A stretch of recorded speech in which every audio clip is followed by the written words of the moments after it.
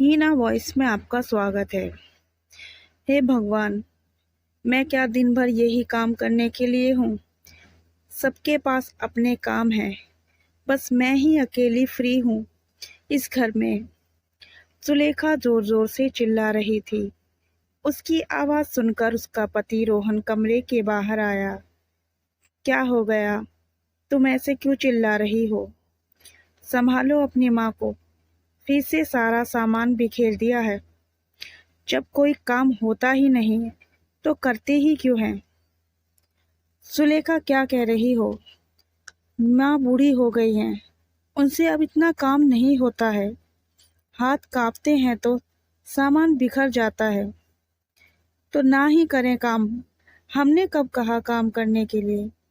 खामखा मेरा काम तो बढ़ जाता है ना। ठीक है, तुम चुप हो जाओ, मैं माँ को समझाता हूँ। क्या समझाते हो?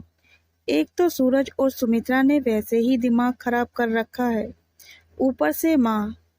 क्या करूं? कुछ समझ नहीं आता। तुम बस शांति बनाए रखो, नहीं तो बीमार पड़ जाओगी। बाकी मैं देखता हूँ। कहकर रोहन माँ के कमरे में चला गया। देखा तो माँ कमरे की खिड़की के पास बैठी हुई खिड़की में से बाहर झांक रही थी और खुश हो रही थी। कभी ताली बजाती तो कभी उदास हो जाती।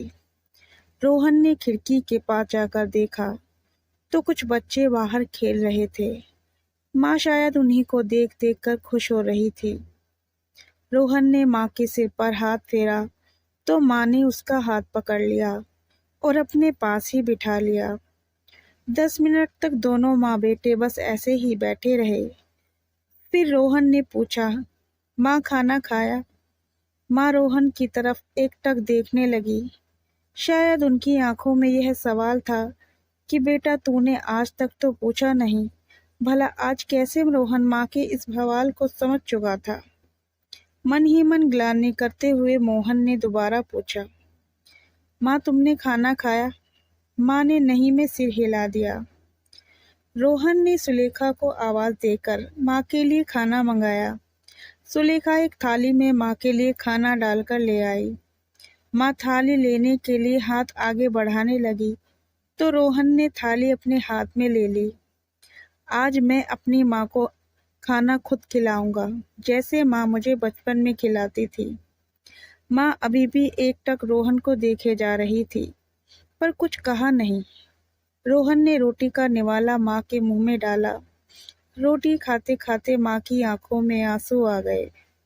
क्या हुआ माँ, खाने में मिर्ची तेज है क्या? माँ ने नहीं में सिर हिला दिया। तो फिर? माँ ने कुछ नहीं कहा, बस रोहन को गौर से देख रही थी। जानता हूँ बहुत इंतजार करवाया है, पर अब नहीं। अब हर रोज थोड़ी देर ही सही मैं अपनी माँ के साथ कुछ वक्त जरूर बिताऊंगा। माँ मुस्कुरा दी। रोहन ने खाना खिलाया और माँ को लेटाकर अपने कमरे में आ गया, जहाँ सुलेखा पहले से ही बैठी हुई थी। माँ सो गई? नहीं, बस अभी लेटा कर आया हूँ, सो जाएगी। पता है वह मुझे पहचान नहीं पा रही है, पर फिर भी आज माँ के चेहरे पर सुकून था। क्यों नहीं होगा? एक माँ तो अपने बच्चे के इर्द गिर्द ही अपनी पूरी दुनिया बसा लेती है। जब वह दुनिया उसे छोड़कर जाती है ना, तो ऐसा लगता है कि सब कुछ छूट गया है, बस जान निकलना बाकी रहती है। और जब यह दुनिया उसके पास लौट कर आती है तो उसके मृत प्राण शरीर से अंदर जैसे किसी ने जान फूंक दी हो, वह वापस जिंदा हो जाती है। कहते कहते सुलेखा की आंखों में आंसू आ गए। तुम सूरज को याद कर रही हो? माँ हूँ। अब जाकर एहसास हुआ कि मैंने अपनी सास से क्या क्या छीना था। भगवान के लिए अब तुम रो मत। जब समझना चाहिए था तब हम लोग समझे नहीं। अब जाकर समझ में आ रहा है कि हम कितने गलत थे। गलती तुम्हारी अकेली की कहाँ थी?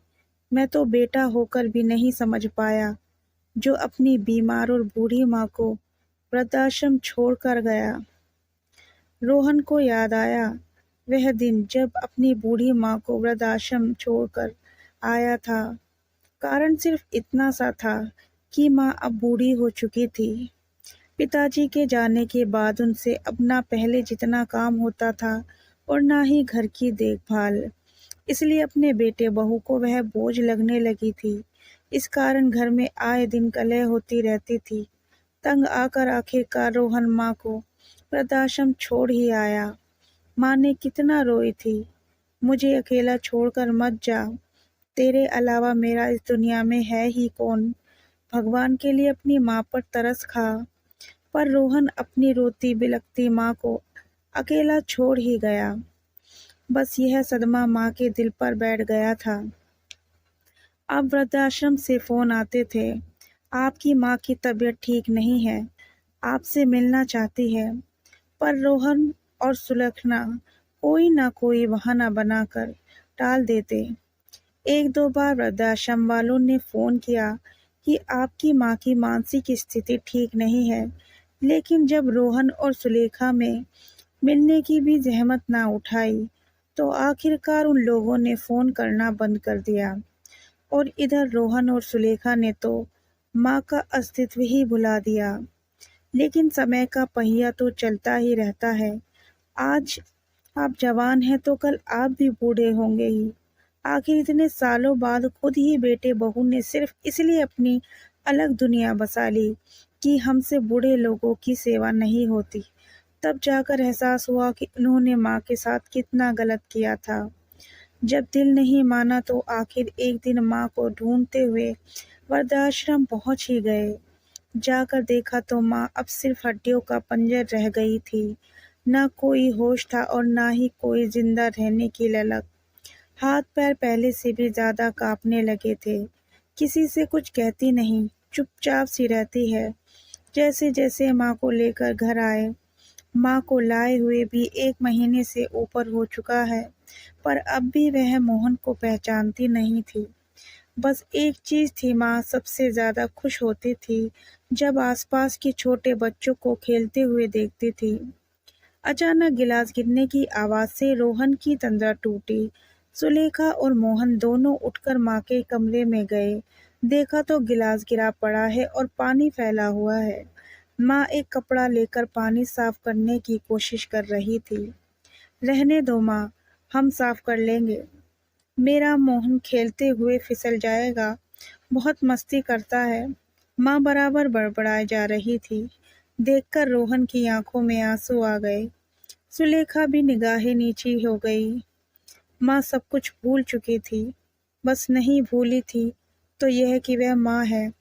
माँ होने का एहसास अभी तक जिंदा है। सच है, माँ बूढ़ी होती है पर माँ होने का एहसास कभी बूढ़ा नहीं होता।